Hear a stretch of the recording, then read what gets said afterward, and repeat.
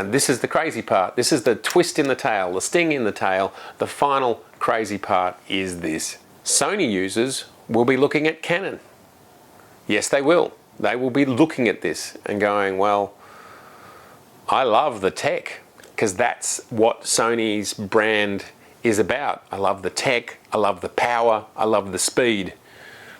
And that is what Canon has delivered today. Tech, power, speed, resolution.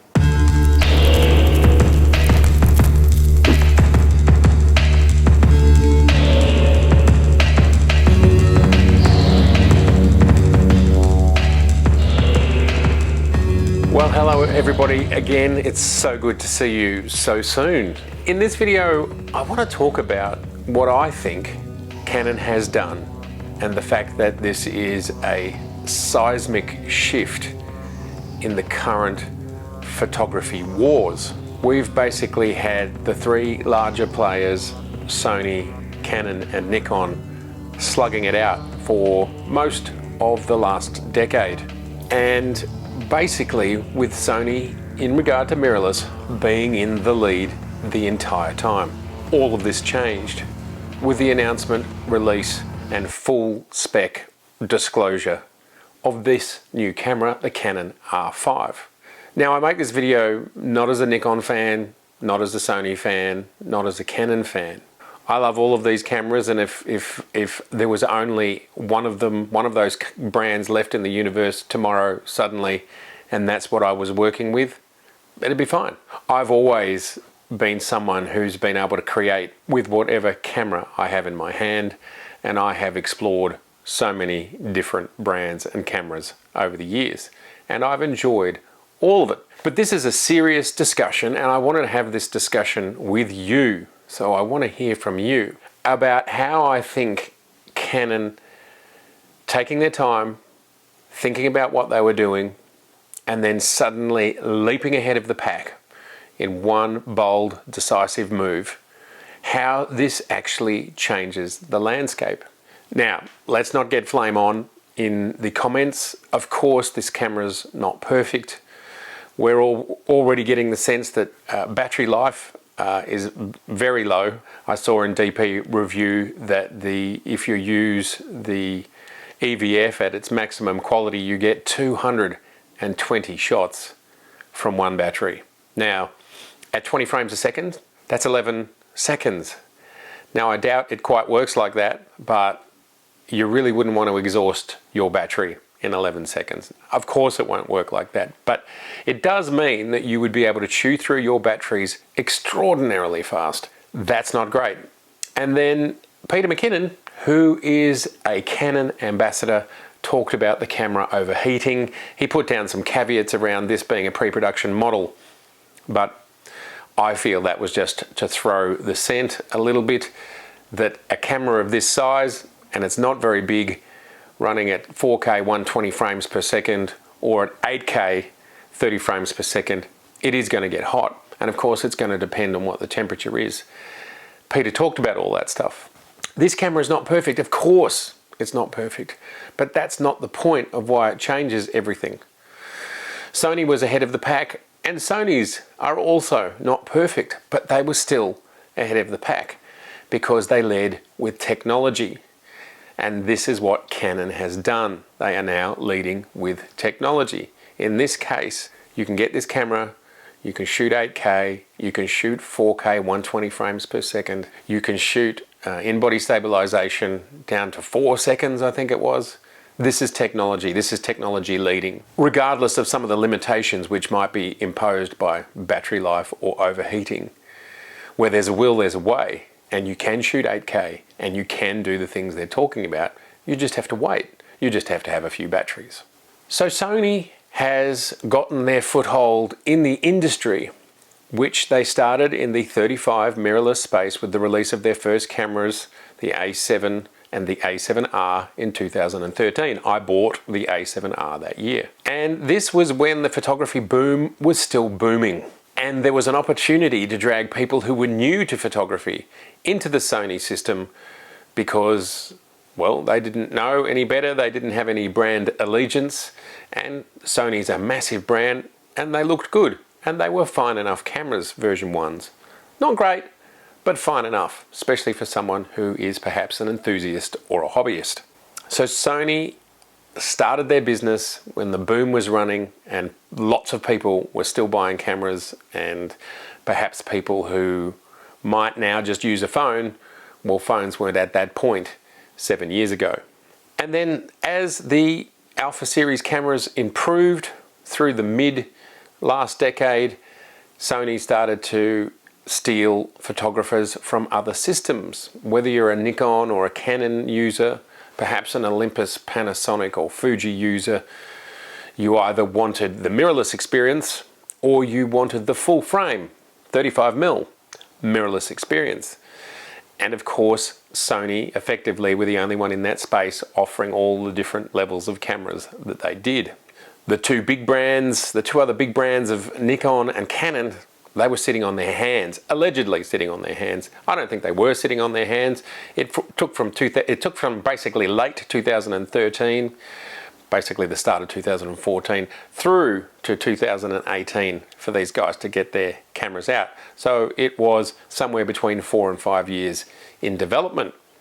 I think that's about right to bring these cameras to market. You cannot do what they did much quicker.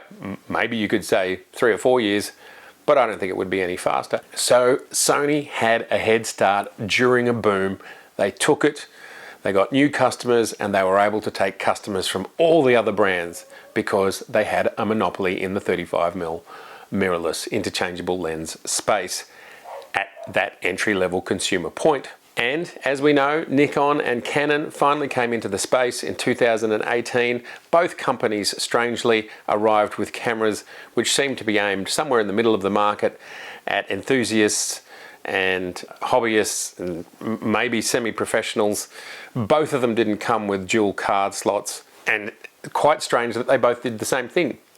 They didn't hit the market with their very best efforts to begin with. And these guys probably had to start this around 2014, 2015, and even Sony was still working things out back in 2014, 2015. So you've just got to remember that lead time. The cameras that we saw drop in 2018 started being designed a number, probably 3 to 4 years earlier. It was a different landscape, and this is why these machines didn't blow our minds. I think that's one of the reasons why they did it. I think they also did it, I know less about the Canon space, but in the Nikon space, in 2017, Nikon released what is perhaps considered the best all-rounder digital SLR of all time, the D850. Now, as a professional, which I am, I bought 2 D850s to replace my D810s. Nikon's cycle was to upgrade these things every 4 years. So from 2017, I was not expecting to buy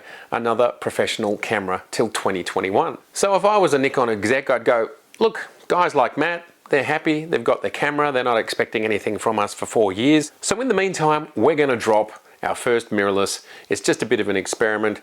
People can start to play with it, they can start to see if it works for them, they can start to see if they like it. Well, that makes perfect sense. I'm not expecting my next pro camera till 2021. So if they put these things out in 2018, they've got 3 years to refine and get it right. Logical. They get feedback from their users, their products are out in the real world, they can see how they work, they can see what works and what doesn't work. Perfectly logical. We can see why Canon and Nikon had a strategy of putting mid-level cameras out to begin with for feedback, but now Canon have dropped 2 years later, less than 2 years later after the launch of the Z system and the R system, a camera that reaches beyond Sony, regardless of its shortcomings. It shakes the pack, it shakes the ground, just like the 5D Mark II did all those years ago. So what does this mean? I've got my YouTube channel. I read hundreds of comments every week, and a lot of them are, I'm sick of Canon, I'm thinking of going to Sony. Oh, I'm sick of Nikon, I'm thinking of going to Sony. By the way, there's plenty of comments as well of people who are in Sony and are deciding to go back. There's quite a number of people that do that, but I don't want to focus on them right now. If you were a person who was thinking, well, Sony are the leaders, and they were the leaders in the mirrorless space. So if you're one of those people at home going, you know, I'm a wildlife and photographer or whatever else, sports photographer, I really just need the most epic focus and speed and all that sort of stuff, Sony's the place for me to go. Fro tells me, Tony Northrup tells me, etc., etc. That's where I have to be. Well, that changed. So those people who were basically on the fence, I'm going to buy Sony, I'm just about to buy Sony, I'm waiting, they now have a lot to think about. It's pretty well understood. And here's the thing, Canon and Nikon have been the incumbent leaders of the photographic industry in the 35mm space, well, the whole time. There hasn't really been any other companies that have been neck and neck at the top slugging it out up until Sony arrived in that space in 2013. And they weren't in the top of sales until quite recently. So if you are a photographer in any other brand, whether it's Panasonic, Fuji, Olympus, maybe even Leica, you're going to say to yourself, okay, well, I've now got two choices, Sony and Canon sitting at the top. Canon's now at the top. And Nikon, who is one of the other incumbent photography companies, it's the oldest one. It's the one probably most interested in staying alive of all of them because it's been around the longest and it has an amazing brand. If Canon can do this, why can't Nikon come up and do something pretty similar and just be sitting just behind Canon? And here's the thing, why did Nikon release their specs 2 or 3 days before this launch? And that's because they wanted us all to know that they're getting into the same space, faster focus, dual card slots, vertical grips, 4K 60 frames per second video, and this is just with the S variants. This is not the Z8, which I believe the Z8 will be 8K. So why does Sony have the most to lose? Because the market, the original market, the boom market, the growing camera market where they started, that's gone. And their other market, stealing from photographers from other brands, that's gone. They stole that mantle. The cost differences between the cameras systems, well, they're the same. They sit in the same place.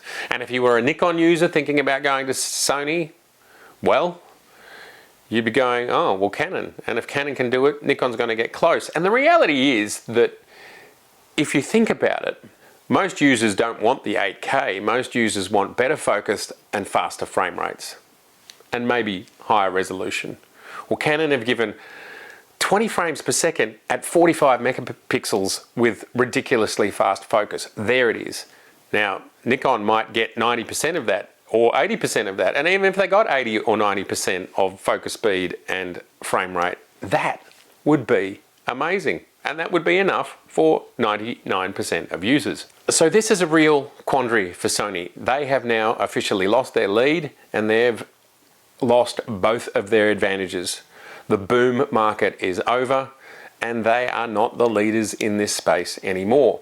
Of course, we don't know exactly what the A7 IV is going to be and what the A7S III are going to be. And they may well be fantastic cameras. I'm sure they may. I don't think they're going to go beyond 8K. I just simply think that will not happen. And I don't think anybody needs beyond 20 frames per second. So I don't think that's going to happen. I don't think most people are going to need beyond 45, 50 megapixels. So I don't think that's going to happen. So they are not going to surpass what Canon have done today. They're not going to do it.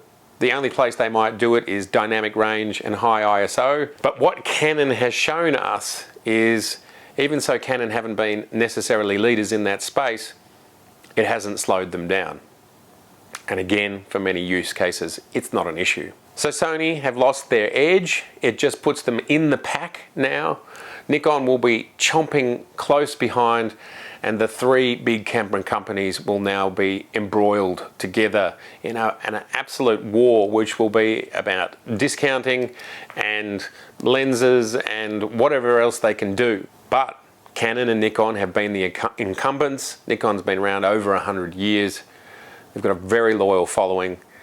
The new variants of the 6 and the 7 are coming soon. They're going to be competent cameras which are going to satiate 90 to 100% of Nikon users. Nikon users aren't going to jump to Canon. If it did, it would be a very tiny metric, a very tiny amount, because Nikon are going to give us 90%, or all of what the R5 is, minus the 8K. And then this becomes, and this is the crazy part, this is the twist in the tail, the sting in the tail, the final crazy part is this. Sony users will be looking at Canon. Yes, they will. They will be looking at this and going, well, I love the tech, because that's what Sony's brand is about. I love the tech, I love the power, I love the speed. And that is what Canon has delivered today. Tech, power, speed, resolution. Now, none of these things mean people will buy anything or do anything, but it's about marketing, it's about hype, and it's about doubt. And if you can put doubt in someone's mind, if you can change their thinking a little bit, if you can stop a Nikon or a Sony user from maybe making a decision of staying with Sony or moving to Sony, doubt, just one little seed of doubt. And that's all these companies are hoping to do. What's amazing about the Canon R5 is that it's an absolutely brilliant marketing trick, ploy, on top of being a great camera. Canon have absolutely kicked goals, regardless of whether the camera overheats, regardless of whether you can shoot 8K for 4 minutes. The marketing's done, the horse has bolted, they've leapfrogged the competition, and they have stolen the title.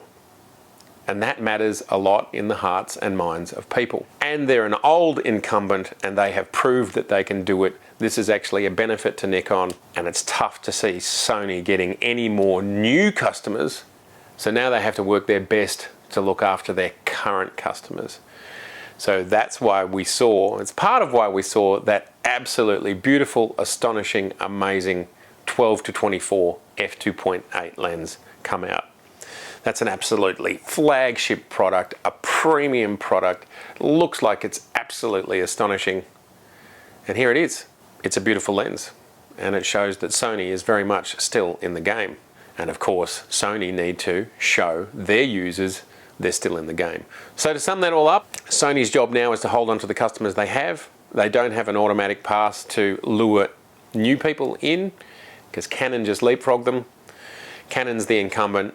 Nikon is also an incumbent, over 100 years, long pedigree, long loyalty, and what Canon can do, Nikon can do the same or very close to the same. So nothing can be assumed by Sony or Sony users anymore. Personally, I wish all companies the best. I would love to see the camera market not shrink any further, and this is taking C19 out of the equation. I mean, the reality is none of us know the true reality of what C19 is doing to the world, doing to finance, doing to people's individual finances and fortunes, what it's doing in different countries, in different regions, in different suburbs and different factories.